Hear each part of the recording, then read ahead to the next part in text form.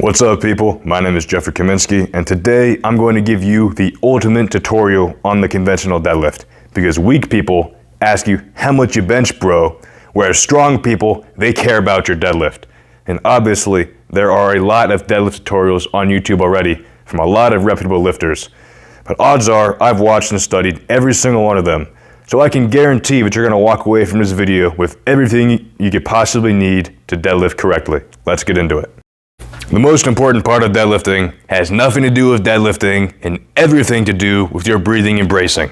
A lot of people say that deadlifts hurt their back. It hurts their back because they don't know how to breathe and brace properly. Anytime you're lifting a substantial load, you need to get as much air as possible into your belly and brace down on it with your muscles like you're about to get punched. This is going to create intra-abdominal pressure that's one, going to make sure there's not enough room inside of our body for our spine to move around, so you physically can't herniate a disc, and two, it's going to make sure that we have enough core rigidity so that the force we're producing is actually going to go into the bar and not get leaked out somewhere like a hole in a circuit. And you should not be breathing up into your chest or trying to suck your belly button in, trying to look skinny on Instagram. You should be trying to get as much air in through your nose first, then getting a final gulp of your mouth down into your belly, obliques, and lower back, and bracing down on that in a 360-degree brace. Something that I use to teach my clients how to do this is to have them lie down on their back with a kettlebell on their belly button, have them breathe through their nose, then their mouth, and try to push that kettlebell up. But this is kind of hard to learn the 360-degree direction, so I'll have them also take like their drawstrings, tighten those guys, and brace out like Santa Claus so they can feel it in that 360-degree direction. You can also do this with a belt or anything else. Now that you know how to breathe and brace properly, you're going to approach the bar. You are not going to roll the bar into you. This is because we want a deliberate and repeatable setup that we can do rep after rep after rep. If you roll the bar into you, you're going to throw all that setup out the window and have a different deadlifting experience every single rep you do. You might be saying to yourself that, Jeffrey, I see all these really strong guys that lift 2 times your deadlift rolling the bar into them. That is because they are 400 pounds and have a power belly so big that they have to have someone else tie their shoelaces, and they're probably wearing a deadlift suit on top of that. Both of which make it extremely hard to breathe down in the tight position of the start of the deadlift. Most of those things probably do not apply to you. And if you've watched any of Alan Thrall's videos, you've probably heard him say, "Do not move the barbell!" That is why. Now that you approach the bar, you're going to set your stance. The first part of that is that it has to be hip width. This is going to make sure that your knees can't bend in any weird directions like they could if you had a really wide stance, and it's going to stop your knees from bumping and bending your arms, which is important because in the deadlift, your arms should be long, straight, and taut throughout the whole movement. The second part of our stance is that the bar has to be over the middle of your foot, because this is where you can biomechanically lift the most amount of weight possible. If it's over your toes, it's really far out in front of you, and it's hard to lift something like that. And if it's really far back, your shins are going to be vertical, so you're pretty much turning it into a straight leg deadlift, and you're not being able to use any of your quads for the leg drive off of the floor, which means you can't lift as much weight as possible. This is going to put it around like 1 inch or 2 from your shins, and you might have someone step from the side and see where the middle of your foot is, and always remember that point on your shoe or your foot so that you know where that is every single rep. The third part is pointing your toes out slightly. This is because your glutes, the biggest muscles in your body, will naturally externally rotate your toes out a little bit. And if you have your feet pointing straight forward, you're not going to be able to use those big muscles as effectively. So to recap our stance, hip width, bar of middle of our foot, toes pointing slightly out. Now that you have set a hip width stance with the bar over the middle of your foot and your toes pointing slightly out, we're going to set our grip by taking our arms and bringing them straight down. The wider you go out on the bar, the higher up you are bringing the bar, and we do not want to artificially elongate the pull. The longest your arms will ever be and the closest they are to the ground is when they're going straight down. That is where we're going to grab. Most beginners will naturally grab the bar with a double overhand grip, which is good to start, but they'll eventually reach a point where the grip is the limiting factor to progress in their deadlift because the bar is rolling out of their hands. This is when you have to use a different kind of grip in order to hold on to the bar. The easiest one is probably the mixed grip, where you have one hand over, one under, one pronated, one supinated. This is to make sure that when the bar rolls out of this hand, it rolls directly into the other hand. canceling out all that fancy physics stuff so it makes the bar easier to hold on to. Obviously, on your supinated arm, you're putting your bicep at a greater risk of being torn, but you're not a gorilla, so don't even try to curl a deadlift weight because you're not going to be able to. And don't take roids because that makes your tendons super brittle. Something that some people are worried about when it comes to the mixed grip is getting imbalances because one arm's like this, the other's like that. But I mean, it's not that big of a deal. And if you're really concerned about imbalances, you could either learn to be ambidextrous so that you can flip-flop hands between reps, or you could be more worried about the stuff you're doing in your daily life, like the position you sleep in, your regular posture, because that's probably going to affect you more than what you're doing for 1 hour in the gym every week. The next grip you can use is called hook grip, which is what Olympic lifters who are clean and jerking 500 pounds and sumo pullers who are deadlifting 700, 800, 900 pounds are doing to make it look like they have super strong grip strength, double overhand, but they're really cheating by using their thumb as a strap on the bar. They're pretty much doing a peace symbol around the bar and looping their middle finger and locking it into that little knuckle on the thumb, creating a strap, locking themselves into the bar. It is a very useful skill to have, but it's also kind of as a painful barrier to entry because it really hurts your thumbs until you kill the nerves that kind of supply it with stuff. So it is good because there's no imbalances and you can have really strong grip, but it comes at a cost. The last solution to your crappy grip strength is going to be the strap up. The major advantage to using straps is the fact that they don't tear up your hands like you would if you were doing a mixed grip or hook grip. So you can get a lot more reps deadlifting and get a stronger deadlift overall. The problem with it is though, you kind of have to train your grip on the side because you're not getting that done with the deadlift, and it takes a while to get the practice in to be able to get your strap set up consistently, especially with the regular kind of straps that you're probably going to be using, where you have them looped around your wrist and they're pointing in the same direction as your thumb, looping one underneath the bar at a diagonal angle, and then pulling a slack out. The second kind of strap you're going to see is an Olympic weightlifting strap, which is pretty much the same as a normal strap, it's just shaped a little differently. You loop it under once, you're good to go. The third kind of strap you're going to see is called a figure 8 strap, which is commonly used by strongmen because it's really freaking easy to use. You literally put it on your wrist, loop underneath the bar, and you're good to go. A major advantage of this, besides the fact that it's really easy to do, is that it lets the bar rest down in your fingertips to get a decreased range of motion. But that extra space is also a con of this if you're trying to go for reps, because as you put the bar down, it's going to move and jostle and be in a different position because of that extra space. Regardless of which grip you're going with, your grip should now be set with your arms outside of your knees. Now we're going to do our breathing and bracing, which you learned about from earlier in the video. It's kind of hard to get a nice full breath when you're in that cramped bottom position. So what some people will do is they'll get their breath when they're standing up and then go down and grab the bar and lift. Obviously, it's going to get you the most amount of air that you possibly can because you're not bent over at all. But it's hard to get a consistent grip, and you have to really practice that in order to do it right and not mess up your deadlifts by having a different grip every time. The second thing people will do is that they'll be on their knees, setting up their straps, and they'll have a little more room to breathe, and then they'll bring their feet in and pick it up.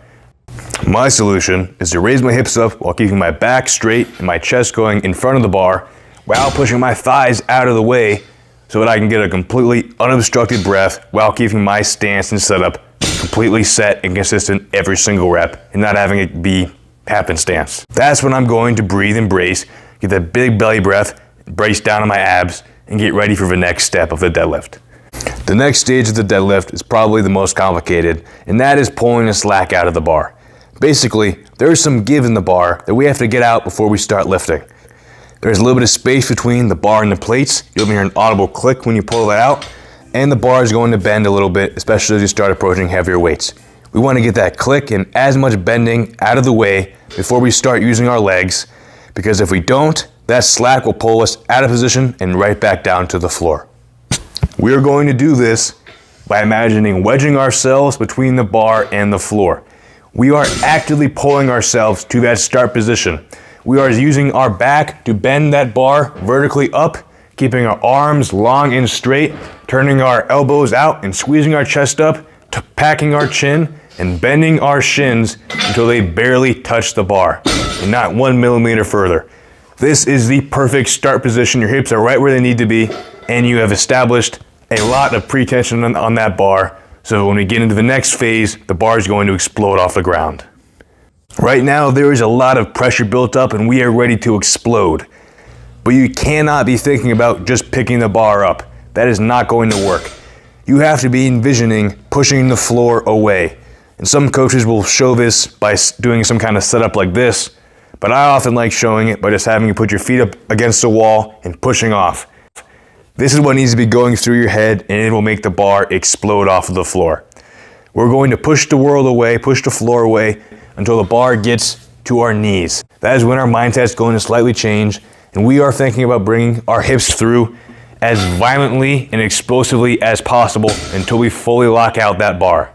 And if you don't really understand what I mean by bring your hips through, I'm gonna make love to you. Barbell. All right, just to recap. Approach the bar, do not roll it into you. Set your stance up, hip width, bar middle of your foot, toes pointed slightly out. Next, we're going to grab with our arms going straight down. That'll put them right outside of your knees. Then we're going to bring our hips up, our chest up, out, make room for our belly.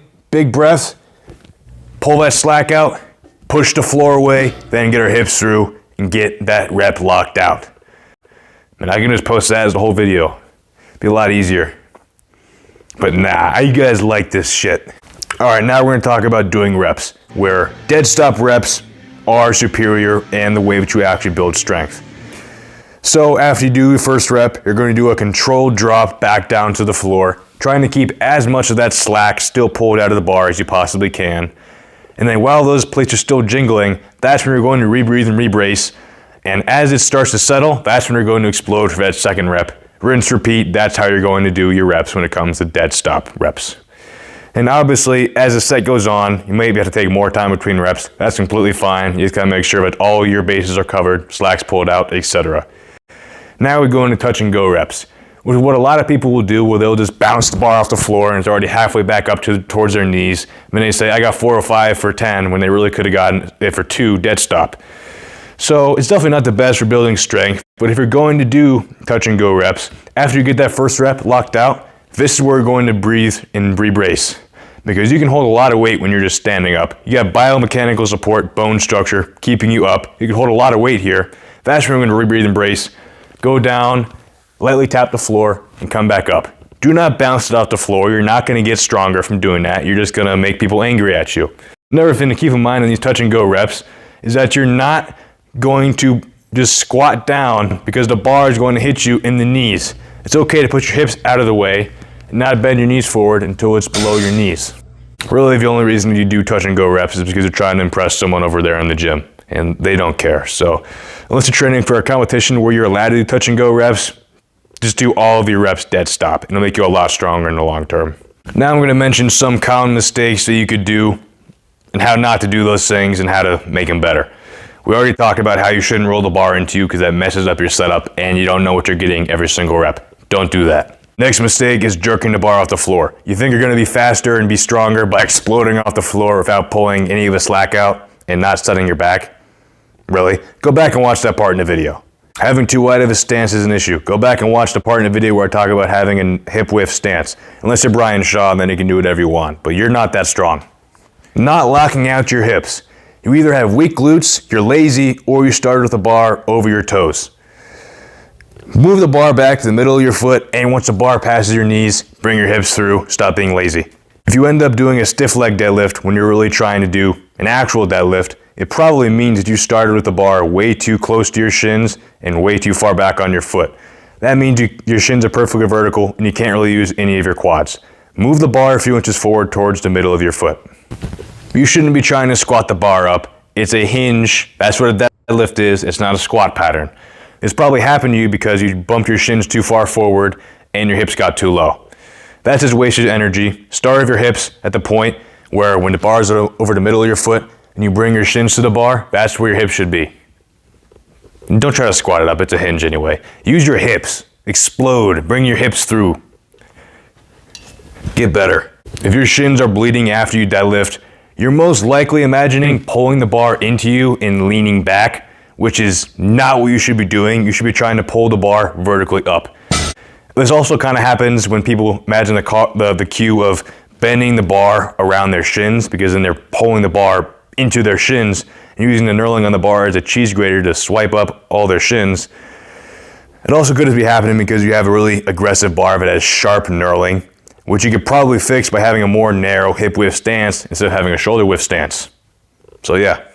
So I kind of touched on this one earlier, but that is setting your hips too low. If you have an angle from the side that you're watching your deadlift, and you see that you bring your hips super low, and you start pressing, wasting energy before the bar even leaves the ground and your hips rise like 8 inches, start with your hips at that point. That way the bar will leave the ground there and you can save the energy for actually getting heavier weights instead of just wasting it. So this is a pretty important mistake, and that is not deadlifting for your body type. Everyone is built different, whether it's their femur lengths, their torso lengths, etc. My deadlift is probably going to look very different from yours. And the person you're following that you're trying to emulate their technique, you might not be built the exact same way, and your deadlift's going to look a little different. A lot of the cues that I gave in this video are fairly universal, but you might have to adjust and tweak some technique stuff to modify for your body. Like if you have really, really long legs, you might have to do more of like a frog style stance if your toes pointed super far out, but that might not work for someone who has really short femurs. So you just gotta troubleshoot and try to figure it out for yourself. So if you have a coach who's saying you gotta have your feet perfectly pointed forward and your back perfectly arched up, that might not be the perfect way for you to deadlift. It might just be for a textbook and people who are weak. The last cardinal deadlift sin that you absolutely cannot do is round your back. I'm just kidding. That's perfectly fine as long as you're breathing and bracing properly and it doesn't get worse throughout the rep. A lot of people, based on the way that they're built, will never be able to get into a flat back position on an actual deadlift. They'll get so low down to the ground if they're doing a clean deadlift, which means they're not going to be able to lift as much as their body is physically capable of.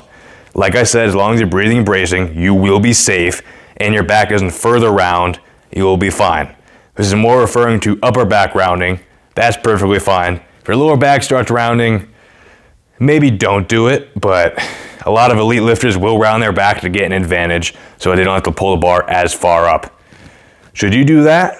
If you can get away with not having to round your back, probably smarter. But if you need to round your back in order to lift actual serious weights and get strong, go ahead.